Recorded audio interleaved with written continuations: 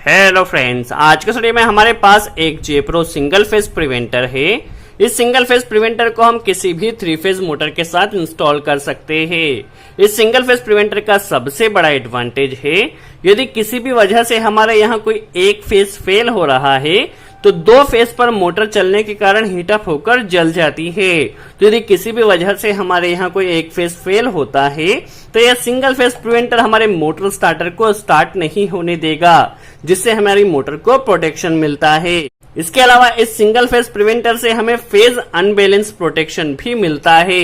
देखिए, इन्हीं भी 2 फेजों के बीच में यदि 40 वोल्टेज से ज्यादा का डिफरेंस होता है तो उस कंडीशन में भी ये सिंगल फेज प्रिवेंटर हमारे मोटर स्टार्टर को स्टार्ट नहीं होने देता है। आज के वीडियो में सिंगल फेज प्रिवेंटर का प्रैक्टिकली मोटर स्टार्टर के साथ इंस्टॉलेशन किस तरह किया जाता है, पावर वायरिंग किस तरह की जाती है, कंट्रोल वायरिंग किस तरह की जाती है, हर एक कनेक्शन को हम प्रैक्टिकली समझने वाले हैं। चलिए वीडियो स्टार्ट करते हैं। और सबसे पहले हम सिंगल फेज प्रिवेंटर के बारे में समझ लेते हैं, इसमें हमें किस तरह से कनेक्शन करना होता है।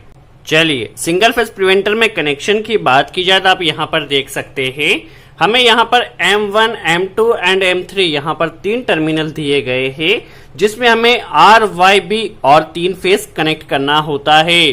तो सबसे पहले हमें M1, M2 एंड M3 में 3 फेज कनेक्ट कर देना है।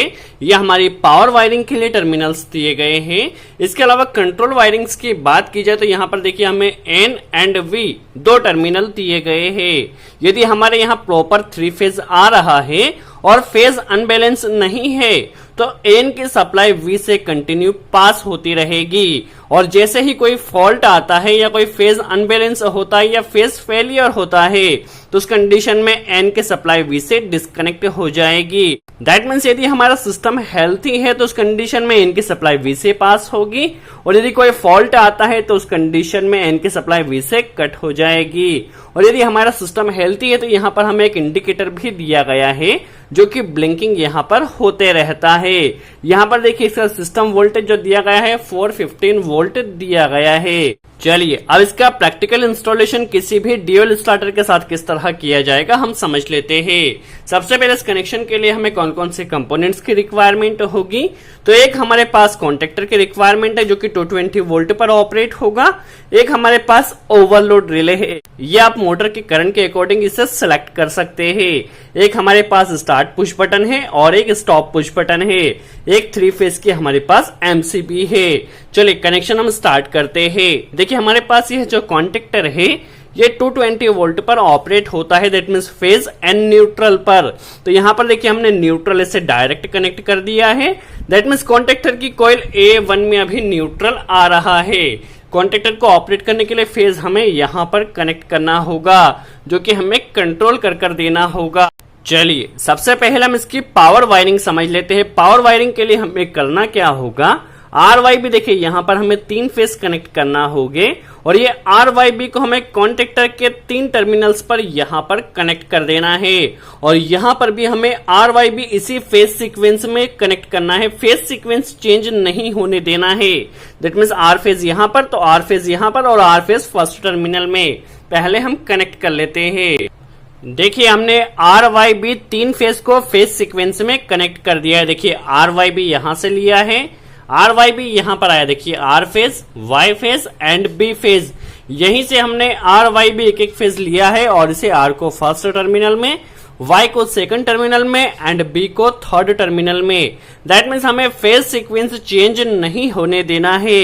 देखिए हमारे यहाँ पर पावर वायरिंग काफी सिंपल थी। अब यहाँ से ओवरलोड से हमारे पास 3 वायर कनेक्ट हो गए और ये हमारे मोटर टर्मिनल में यहाँ से कनेक्ट हो जाएंगे। तो पावर वायरिंग इसकी काफी सिंपल है। अब हम समझ लेते हैं किस तरह से कंट्रोल वायरिंग की जाएगी। देखिए कंट्रोल वायरिंग के लिए यहाँ पर न्यूट्रल हमने कॉन्टेक्टर में A1 में डायरेक्ट कनेक्ट किया है, और यहाँ पर हमने एक फेज को, आप किसी भी एक फेज को ले सकते हैं, हमने यहाँ पर R फेज को लिया है, और इसे सबसे पहले ओवरलोड रिले के 95.NC में कनेक्ट कर देना है, ताकि हमारी मोटर जब भी ओवरलोड हो तो यहाँ से इसे ट्रिपिंग मिले। देखिए सबसे पहले हमें इसे 95 NC में कनेक्ट कर देना है। अब इसके आउटपुट से हमें एक वायर लेना है। देखिए 95 का जो आउटपुट होगा वह 96 से हमें यहाँ पर मिलेगा, तो इसे यहाँ पर कनेक्ट कर लेना है। और इसे ले जाकर हमारे पास जो एन नंबर का टर्मिनल है इसे एन में हमें कनेक्ट कर देना है। नॉर्मल कंडीशन में यह एनसी होता है, दैट मीन सप्लाई को पास करता है, और जैसे ही कोई फॉल्ट आता है तो उस कंडीशन में यह एनओ हो जाएगा और हमारे स्टार्टर को ट्रिप कर देगा। देखिए यहां तक फेज अभी हमारा कंटिन्यू आ रहा है, इसे हमने एन में कनेक्ट कर दिया है। अब चूंकि नॉर्मल कंडीशन में यह एनसी रहेगा तो एन की सप्लाई वी से डायरेक्ट पास होती रहेगी। अब हमें वी में एक वायर कनेक्ट कर लेना है, तो चलिए वी में हम एक वायर पहले कनेक्ट कर लेते हैं और इसे ले जाकर हमें स्टॉप पुश बटन में एनसी में कनेक्ट कर देना है। देखिए जब हमारा सिस्टम हेल्थी रहेगा उस कंडीशन में फेज हमारा यहां पर आएगा, इसे हमारे पास जो एनसी पुश बटन है स्टॉप पुश बटन में इसे कनेक्ट कर देना है और कनेक्शन को आप अच्छे से टाइट कीजिएगा, कहीं भी लूजिंग ना हो इसका आपको ध्यान रखना है। देखिए इसे हमने एनसी में कनेक्ट कर देना है। एनसी का जो आउटपुट होगा, जिस तरह हम ड्यूअल स्टार्टर बनाते हैं उसी तरह में ड्यूअल स्टार्टर यहाँ पर कंप्लीट कर लेना है। अब एनसी के आउटपुट में हमें एक वायर कनेक्ट करना है। देखिए यहाँ पर हमें एक वायर कनेक्ट कर लेना है और इसे ले जाकर हमारे पास जो एनओ स्टार्ट पुश बटन है, एनओ पुश बटन के इनपुट में इसे हमें कनेक्ट कर देना है। दैट मीन्स यहां तक अभी कंटिन्यू सप्लाई आ रही है क्योंकि हमने ओवरलोड रिले का एनसी पॉइंट यूज किया है, इसका एनसी पॉइंट यूज किया है और हमने स्टॉप पुश बटन का एनसी यूज किया है। दैट मीन्स अभी यहां तक कंटिन्यू सप्लाई हमारे पास आ रही है। देखिए इसे हमने यहां पर कनेक्ट कर दिया है। अब यहां पर देखिए हम जैसे ही इस पुश बटन को प्रेस करते हैं तो पुश बटन को प्रेस करते ही हमारे कॉन्टेक्टर ने ऑपरेट होना चाहिए। तो यहां पर देखिए इस पुश बटन के आउटपुट में हमें एक कनेक्टर कनेक्ट कर लेना है और इसे ले जाकर हमारे पास जो कॉन्टेक्टर की कॉइल है, कॉन्टेक्टर की कॉइल A2 में कनेक्ट कर देना है। तो जैसे ही पुश बटन को प्रेस किया जाएगा उस कंडीशन में देखिए जैसे पुश बटन प्रेस होता है तो हमारा कॉन्टेक्टर ऑपरेट होगा। बट कॉन्टेक्टर कितनी देर के लिए ऑपरेट होगा? जितनी देर के लिए हमने पुश बटन को प्रेस किया है। देखिए इसे ले जाकर हमें कॉन्टेक्टर की कॉइल A2 में कनेक्ट कर देना है। यदि हमें इसे परमानेंट होल्ड करना है तो होल्डिंग के लिए हमें देखिए यहां से एक कनेक्टर यहां पर इसके एनो में कनेक्ट कर लेना है।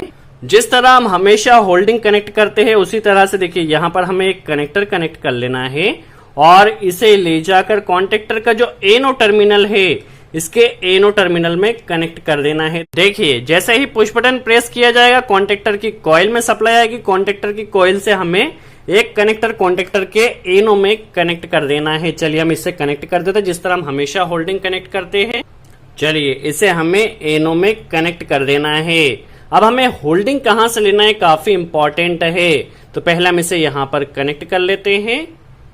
अब देखिए होल्डिंग के लिए यहां तक हमारे पास एनो के इनपुट में कंटिन्यू सप्लाई आ रही है और यहां पर भी एनसी के आउटपुट में भी कंटिन्यू सप्लाई आ रही है। तो होल्डिंग वायर हम इसके एनो के इनपुट से भी ले सकते हैं या फिर एनसी के आउटपुट से भी ले सकते हैं। तो हम यहाँ पर देखिए एनो के इनपुट में एक कनेक्टर कनेक्ट कर लेते हैं क्योंकि यहाँ तक कंटिन्यू सप्लाई आ रही है। तो यहाँ पर देखिए हम एक कनेक्टर पहले कनेक्ट कर लेते हैं और कनेक्शन को आपको अच्छे से टाइट करना है। देखिए यहाँ पर इसे कनेक्टर को हमने कनेक्ट कर लिया है। अब इसे ले जाकर कॉन्टेक्टर का जो एनो का इनपुट साइड है इसे यहाँ पर हमें कनेक्ट कर लेना है। देखिए होल्डिंग सप्लाई को यहाँ पर हम पहले कनेक्ट कर लेते हैं। अब इसे होल्डिंग किस तरह मिलेगी हम समझ लेते हैं। देखिए जैसे ही इस पुश बटन को प्रेस किया जाएगा तो पुश बटन को प्रेस करते ही सप्लाई यहाँ पर आएगी, कॉन्टेक्टर मैनुअली ऑपरेट होगा। तो देखिए यहाँ पर हमने जैसे ही कॉन्टेक्टर ऑपरेट होगा तो कनेक्टर यहाँ पर एनो में कनेक्ट किया है। अब जब कॉन्टेक्टर मैनुअली ऑपरेट होता है तो यहाँ पर कंटिन्यू सप्लाई आ रही है जो कि हमने होल्डिंग सप्लाई कनेक्ट किया है। तो देखिए जैसे ही कॉन्टेक्टर ऑपरेट होता है तो यह एनो एनसी बनेगा और यहाँ पर सप्लाई यहाँ आएगी और इससे हमारा कॉन्टेक्टर परमानेंटली ऑपरेट हो जाएगा। तो इस तरह आप सिंगल फेज प्रिवेंटर को आपके मोटर स्टार्टर के साथ इंस्टॉल कर सकते हैं। अब हमारा स्टार्टर किन किन कंडीशन में ट्रिप होगा हम समझ लेते हैं। यदि हमारी मोटर यहाँ पर ओवरलोड होती है तो यहाँ पर हमें ट्रिपिंग मिलेगी। यदि कोई एक फेज फेल होता है तो उस कंडीशन में हमें यहाँ पर ट्रिप मिलेगी। और यदि फेज अनबैलेंस होता है दैट मीन्स किन्हीं भी दो फेजों के बीच में 40 वोल्टेज का डिफरेंस होता है तो हमें यहाँ पर ट्रिपिंग मिलेगी। और स्टार्ट स्टॉप करने के लिए हमारे पास पुश बटन है। सो आई होप आपको क्लियर हुआ हो सिंगल फेज प्रिवेंटर का इंस्टॉलेशन किस तरह किया जाता है। यदि वीडियो अच्छा लगा हो तो लाइक का बटन जरूर प्रेस करें, कोई डाउट हो तो कमेंट्स में जरूर पूछे। सो आज के लिए इतना ही। Thanks friends.